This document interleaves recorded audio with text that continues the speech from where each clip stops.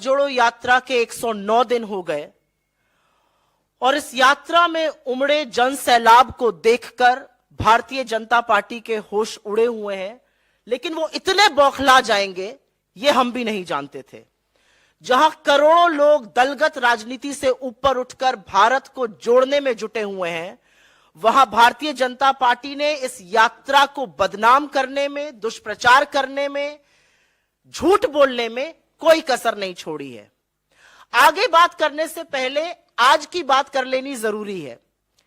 भाजपा के नेता कह रहे थे राहुल जी क्रिसमस की छुट्टी मनाने विदेश जा रहे हैं, लेकिन आज कड़ाके की सर्दी में जब भारतीय जनता पार्टी के मंत्री, बददिमाग प्रवक्ता और नेता कंबल ओढ़कर भारत को तोड़ने में लगे थे, तो राहुल जी महात्मा गांधी की समाधि पर, नेहरू जी की समाधि पर, इंदिरा जी की समाधि पर, राजीव जी की समाधि पर, चौधरी चरण सिंह की समाधि पर और अटल जी की समाधि पर नमन कर कर अपनी तपस्या पूरी कर रहे थे। शास्त्री जी की समाधि पर भी। और यहां पर जयराम सर ने कुछ दिनों पहले बोला था कि इनको माफी मांगनी चाहिए ये झूठ बोलने के लिए। तो जब आज आपका झूठ फिर से रंगे हाथों पकड़ा गया है, तो क्या माफी वीर की सेना माफी मांगेगी? माफी मांगना इनकी पुरानी आदत है, दिक्कत नहीं होनी चाहिए, लेकिन बार बार झूठ बोलने की ये जो आदत है आज फिर से पकड़ी गई है और जरूर माफी मांगने का काम होना चाहिए। हम लोग थोड़ा सा सिलसिलेवार तरीके से आपको बता देना चाहते हैं कि किस तरह के और कितने झूठ बोले गए और इस झूठ बोलने को और झूठ को बढ़ाने में किस किस का हाथ था। शुरुआत होती है राहुल जी क्या पहनते हैं, क्या खाते हैं, कहां सोते हैं, कंटेनर कैसे हैं, उनके भाषणों को काट छाट कर गलत तरीके से प्रस्तुत किया गया। और यह काम भारतीय जनता पार्टी की ट्रोल आर्मी ने नहीं किया, यह काम मोदी जी के गृह मंत्री ने, उनके मंत्रियों ने, उनके प्रवक्ताओं ने, उनके आईटी सेल के इंचार्ज ने और भक्तों ने मिलकर किया। और इसमें बहुत बड़ी भूमिका, बड़े खेद और दुख के साथ कहती हूं, बहुत बड़ी भूमिका मीडिया के कुछ चंद संस्थानों ने भी निभाई, जिनको मैं नोएडा का कमांडो वॉरियर एंकरगढ़ कहती हूं। झूठ को परोसा गया, झूठ को और बढ़ाया गया, उन पर हमारी नजर है और हम आगे उनके बारे में बात करेंगे। लेकिन मुद्दे की बात यह है कि जिन सोशल मीडिया प्लेटफॉर्म्स पर यह झूठ बढ़ाया गया, उन सोशल मीडिया प्लेटफॉर्म्स ने भी इस झूठ को बेनकाब किया। अगर एक आईटी सेल के ट्वीट्स को एक प्लेटफॉर्म कहता है ये मैनिपुलेटेड है या ये आउट ऑफ कॉन्टेक्स्ट है या फैक्ट चेकर्स उसको बेनकाब करते हैं, तो ये सिर्फ उनकी बेइज्जती नहीं है, ये उस अध्यक्ष की बेइज्जती है जिन्होंने उनको अपॉइंट किया है। जब मंत्री उसको शेयर करते हैं तो ये मोदी जी का झूठ पकड़ा जाता है जिनको उन्होंने नियुक्त किया है। तो सिलसिलेवार तरीके से 9 बड़े झूठ जो बोले गए और उनका कैसे पर्दाफाश हुआ। जैसा कि आपने देखा, पहला झूठ था 5 सितारा होटल की तरह कंटेनर है। कंटेनर ऐसे हैं जहां 4 से लेके 8 और 8 नहीं कहीं कहीं 12-12 लोग एक कंटेनर में रुकते हैं। ट्रक के ऊपर बने हुए ये कंटेनर कोई ऐसी सुविधा से लैस नहीं है। और अगर ज्यादा उन सुविधाओं को उठाने का मन है तो भाजपा के कुछ लोग आए और रहे उन कंटेनरों में 4 महीने तक। गर्मी से बरसात हो गई और बरसात से कड़ाके की ठंड आ गई और आज भी यात्री उस कंटेनर में रुके हुए हैं। पहला झूठ यह था और उसका जबरदस्त पर्दाफाश हुआ। दूसरा झूठ, राहुल जी ने कन्याकुमारी में विवेकानंद जी की आराधना नहीं करी, उनका नमन नहीं करा। और इसमें राहुल गांधी ट्रोल मंत्रालय, जो सरकार को अधिकृत तौर पे बना देना चाहिए, क्योंकि उसकी एक मंत्री ऑलरेडी है स्मृति ईरानी जी, अपने मंत्रालय पर महिलाओं के खिलाफ अत्याचार हो या कुपोषण हो एक शब्द नहीं बोलती हैं। लेकिन राहुल गांधी जी को ट्रोल करना हो तो सबसे पहले लपक के आ जाती हैं। But the silly soul did not realize that there were pictures available, there was video available, जहां पर राहुल गांधी जी ने ना सिर्फ नमन किया विवेकानंद जी का, उनके स्मारक की परिक्रमा भी करी। तो उनका झूठ पकड़ा गया। लेकिन मैं ये जरूर बोलना चाहती हूं कि जहर उगलना राहुल गांधी के खिलाफ एक बात है, आप संविधान की शपथ लेकर एक मंत्री बनी है, आपका मंत्रालय जरूर बदलकर राहुल गांधी ट्रोल मंत्रालय बना देना चाहिए। तीसरा झूठ बोला गया, राहुल गांधी भाषण नहीं देते हैं और प्रेस कॉन्फ्रेंस नहीं करते हैं। आप में से तमामों साथी ऐसे हैं जिन्होंने पिछली 8 प्रेस कॉन्फ्रेंसेस राहुल गांधी जी की अटेंड करी है। उन्होंने तमामों जनसभाएं करी हैं, कई नुक्कड़ सभाएं करी हैं जहां पर वो लगातार भाषण देते आए हैं और बिना टेलीप्रॉम्प्टर के भाषण दे रहे हैं।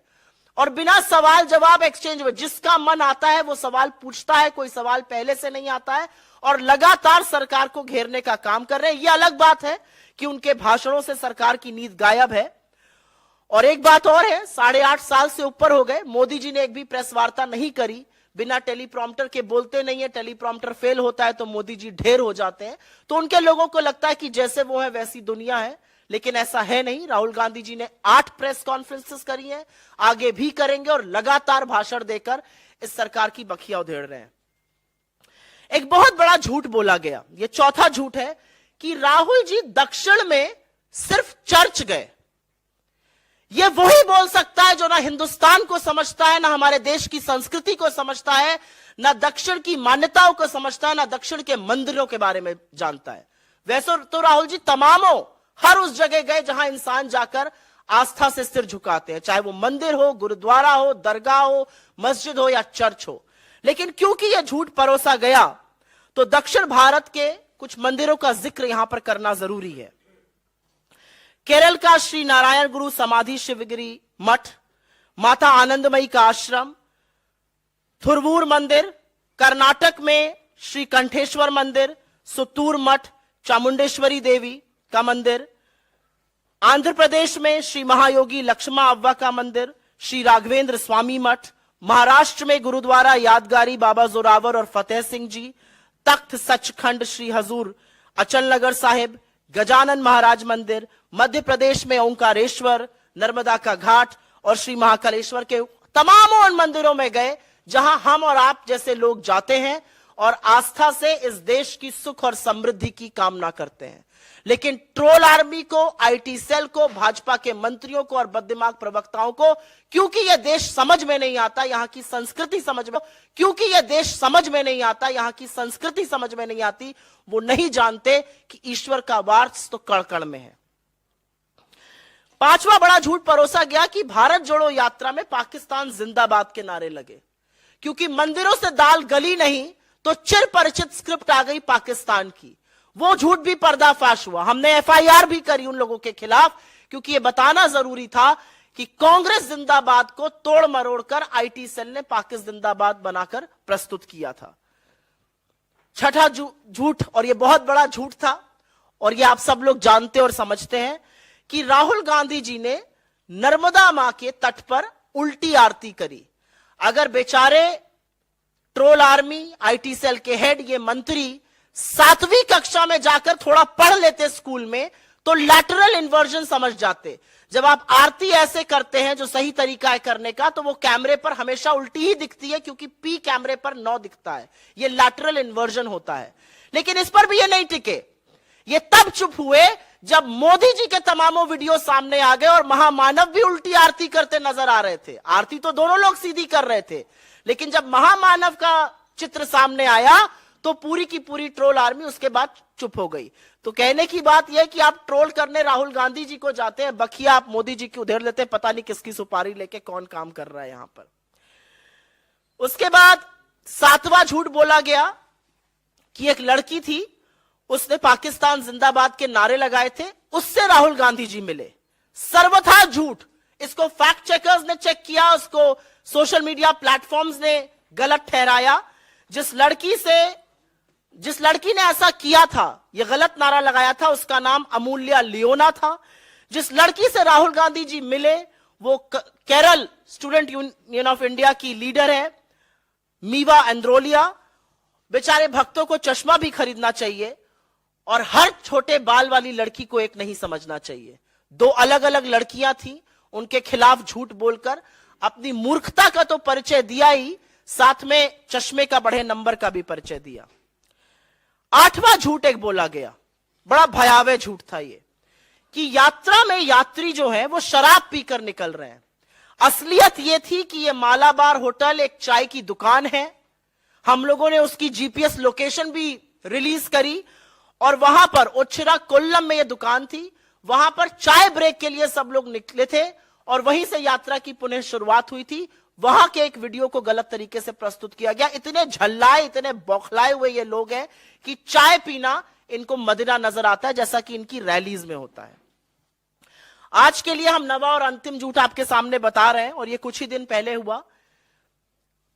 फेक न्यूज के सरगना बीजेपी के आईटी सेल के हेड, उन्होंने ट्वीट करते हुए बोला, और तमाम लोग उसके बाद उसको फैलाने लगे, उसमें से कुछ चरण चुंबक एंकर भी थे, कि कैसे पूर्व केंद्रीय मंत्री भंवर जितेंद्र सिंह जी ने राहुल गांधी जी के जूते के फीते बांधे। असलियत यह थी कि उनके जूते के फीते खुल गए थे, वो राहुल जी के साथ आगे चल रहे थे। राहुल जी ने उनको अपने जूते के फीते बांधने के लिए कहा। अगर वो रुकते तो कारवां और बढ़ जाता, और पीछे से काफी भीड़ आती है, तो राहुल गांधी जी खुद रुक गए। वो आए बीच में, उन्होंने अपने जूते का फीता बांधा, और इस पर उन्होंने वीडियो भी रिलीज किया और स्पष्टीकरण भी दिया।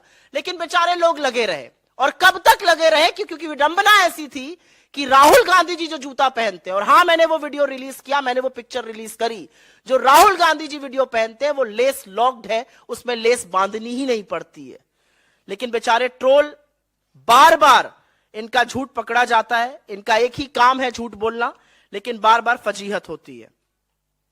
मेरा अपना मानना है कि यह झूठ भारतीय जनता पार्टी की troll army, Bharatiya Janata party के प्रवक्ता, इनके मंत्री, इनके लोग अपने आप से नहीं बोल रहे हैं।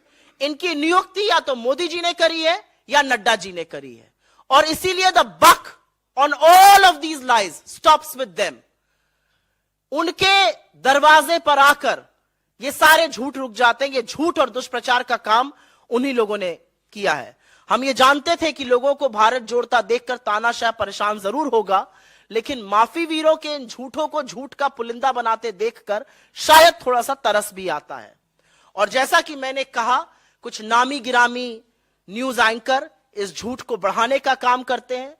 जब बताओ तो डिलीट कर देते हैं, माफी मांगते हैं पीछे से, शायद सार्वजनिक रूप से आप लोगों को नहीं दिखाते होंगे, डीएम मैसेजेस कर और एसएमएस करके माफी मांगते हैं।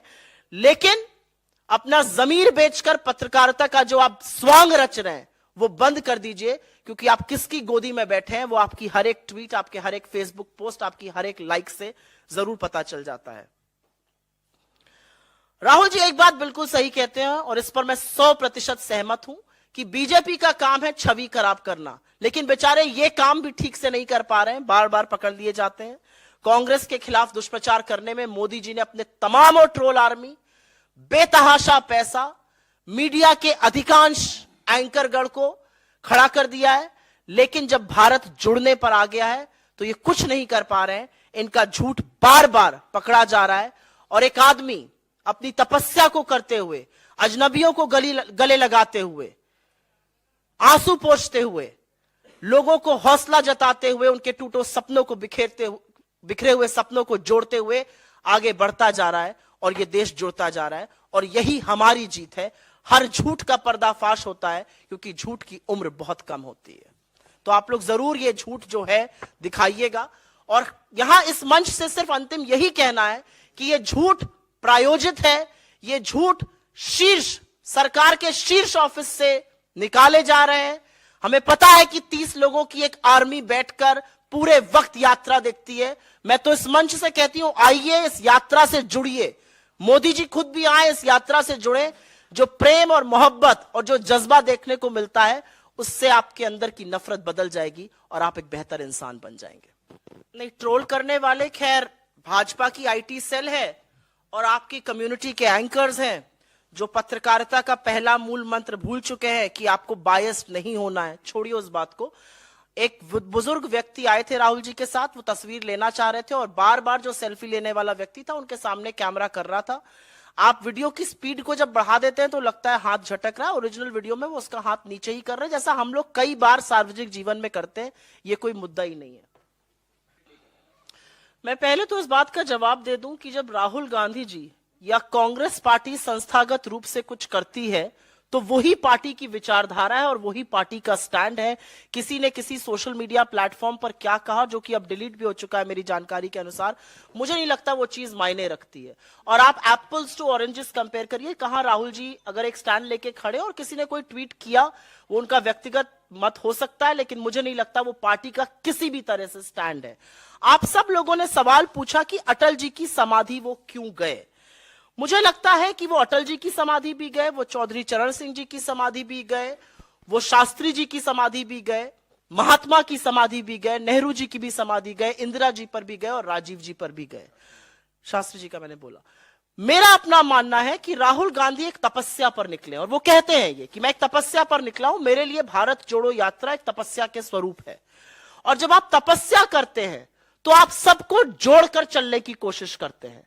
हमारा अपना मानना है कि भारतीय जनता पार्टी के लोग भी अगर यात्रा में शामिल होना चाहें, जो पहले हाथ बांध के दफ्तरों के ऊपर खड़े रहते थे और अब अभिवादन करते हैं हाथ जोड़कर जब हमारी यात्रा उनके दफ्तरों के बाहर से निकलती है, ये बदलते भारत का स्वरूप है।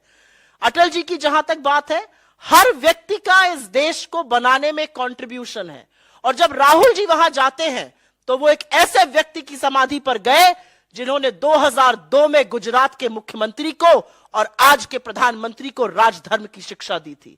और मुझे ऐसा लगता है कि राहुल गांधी जी को अटल जी की समाधि पर देखकर आज के प्रधानमंत्री को अपना राजधर्म जरूर याद आना चाहिए और उनको उसका पालन करना चाहिए जो अटल जी उनको कभी सिखाना चाहते थे। राजनीति बड़े मन से की जाती है और वही काम राहुल गांधी जी ने किया। आज इस लोकतंत्र में हर विचारधारा समावेशित होती है। लोकतंत्र सिर्फ कांग्रेस है, हम ये बिल्कुल नहीं मांगते। हम नहीं सोचते कि भाजपा मुक्त देश हो जाना चाहिए। हमारा अपना मानना है कि हर विचारधारा की अपनी जगह है, लेकिन अगर विचारधारा का यह विषाक्त रूप जो आज देखने को मिल रहा है, विचारधारा के नाम पर अगर एक पर्टिकुलर कम्युनिटी को, शोषित वंचित समाज को अगर आप टारगेट करेंगे, उनको मारेंगे, उनको पीटेंगे, तो जरूर हम उसके खिलाफ बोलेंगे। मुझे नहीं लगता कि अटल जी की सरकार में, अगर अटल जी प्रधानमंत्री थे और उन्होंने अपने मुख्यमंत्री से कहा राजधर्म का पालन करो, तो जिस विचारधारा का उल्लेख आप कर रहे हैं उन्होंने वो नहीं किया था। वो संविधान के साथ खड़े थे और संविधान में सबके हितों की बात कर रहे थे। And what does he have to say about our victory in Himachal? Does that not change the political picture in this country? What does he have to say the hands down victory of the Congress party in the गढ़ में घुसकर हराया है नागपुर में हमने Bharatiya Janata party को, उसके बारे में वो क्या कहेंगे? The message in Gujarat is very wide and clear that there is a team B and 5 MLAs were almost willing to jump ship, but it would have reflected very badly on both Team A and Team B, and which is why they were stopped. Let us not read too much into one verdict and not the other. If Gujarat was a reflection of that, then what is Himachal a reflection of? Somebody should turn around and ask the Home Minister these questions. देखिए, आपने अभी तक देखा होगा कि तमामों वो लोग दलगत राजनीति से ऊपर उठकर भारत जोड़ो यात्रा के साथ जुड़ रहे हैं।